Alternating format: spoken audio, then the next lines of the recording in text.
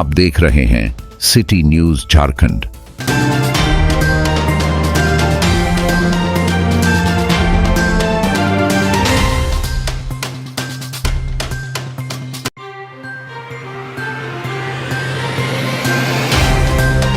पलामू जिले के जिला स्वास्थ्य समिति पलामू सिविल सर्जन कार्यालय में प्रेस कॉन्फ्रेंस के दौरान एचएमपीवी वायरस के बारे में जानकारी देते हुए civil surgeon doctor Anil Singh ने बताया कि एचएमपीवी यानी ह्यूमन मेटान्यूमो वायरस एक सामान्य श्वसन वायरस है जिसके लक्षण कोविड-19 से मिलते जुलते हैं। हाल ही में चीन के कई प्रांतों में रिस्पिरेटरी सिम्टम वाले मरीजों की संख्या तेजी से बढ़ रही है, जिसे वहां सीजनल इन्फ्लुएंजा माना जा रहा है। वर्ष 2024 में मलेशिया में 327 एचएमपीवी मामलों की पुष्टि हुई थी, जबकि भारत में दिसंबर 2024 तक SARI के 714 मामलों में से 9 केस एचएमपीवी पॉजिटिव पाए गए। यह वायरस पहली बार 2001 में नीदरलैंड में पाया गया था। आमतौर पर खांसी, बुखार, बंद नाक, गले में खराश और सांस लेने में तकलीफ होती है। गंभीर मामलों में ब्रोंकाइटिस और निमोनिया हो सकते हैं।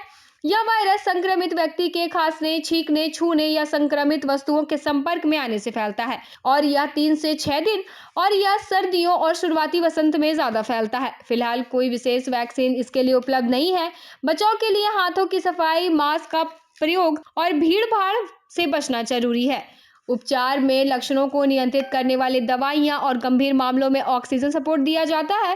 एचएमपीवी की पुष्टि RT-PCR टेस्ट के माध्यम से होती है। राज्य में एचएमपीवी संक्रमण को रोकने के लिए स्वास्थ्य विभाग द्वारा निम्नलिखित निर्देश जारी किए गए हैं, जिसमें सभी स्वास्थ्य केंद्रों में ILI और SARI के मामलों में निगरानी कर IHIP पोर्टल पर दैनिक रिपोर्टिंग की जाए।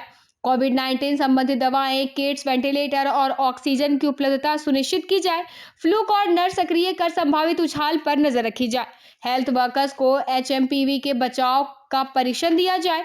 गंभीर SARI मामलों के सैंपल पुणे स्थित NIV भेजे जाए। संक्रमण से बचाव के लिए हाथ धोने और मास्क पहनने की आदत अपनाया जाए। एचएमपीवी है ह्यूमन मेटान्यूमो वायरस, जो रेस्पिरेटरी ट्रैक्ट को इन्फेक्ट करता है, जिससे साधारण सर्दी खांसी का जो सिम्टम आता है फ्लू, उसी टाइप का इसका प्रेजेंटेशन होता है। नाक का बहना, गले में दर्द का होना, हल्का बुखार रहना और खांसी का होना।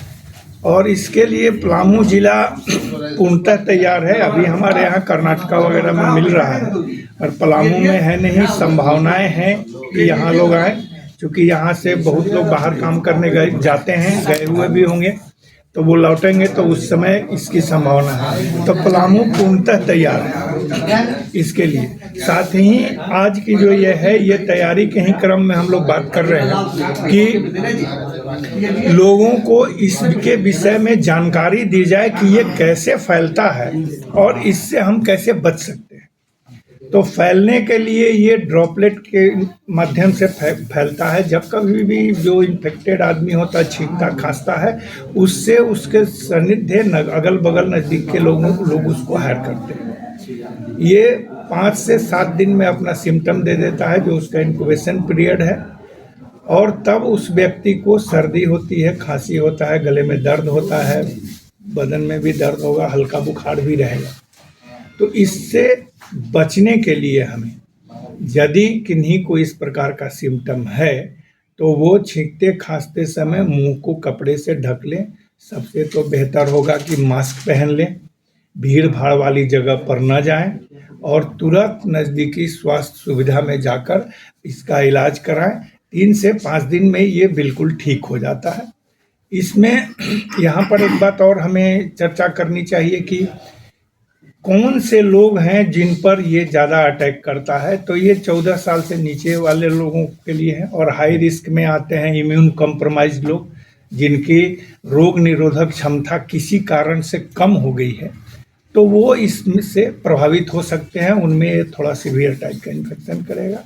साथ ही एल्डरली जो हैं वो भी इम्यून कॉम्प्रोमाइज हो जाता है, उनके भी।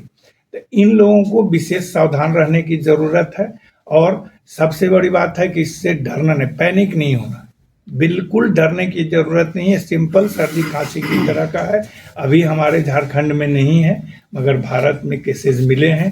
तो उसी के तैयारी के लिए लोगों को जागरूक करने के लिए कैसे फैलेगा और कैसे बचना, इन 2 बिंदुओं क्या पर सर कोई आइसोलेशन वार्ड भी बनाया गया है एमसीएच में या फिर सीएचसी पीएचसी? नहीं, ये तो पूर्व से है। सीएचसी पीएचसी में अभी इस प्रकार का नहीं है, मगर यदि जरूरत पड़ेगी तो हम लोग इस प्रकार का भी तैयारी करेंगे, जैसा कि हम लोग कोरोना काल में किए थे। सभी जगह पर तैयारियां थी, तो हमारे पास ऑक्सीजन के लिए पीएसए प्लांट्स हैं और अन्य चीज़ें, दवाएं, जो सिंपल फ्लू की जो दवा होती है वो दवा प्रचुर मात्रा में उपलब्ध है, और हमें बेड्स वगैरह के लिए अभी नहीं चिन्हित नहीं किया गया है, मगर आवश्यकता अनुसार इसको चिन्हित किया जाएगा। विभाग इसको जागरूकता को लेकर क्या अभियान चला रही है? विभाग जागरूकता लेकर अभियान चलाएगा।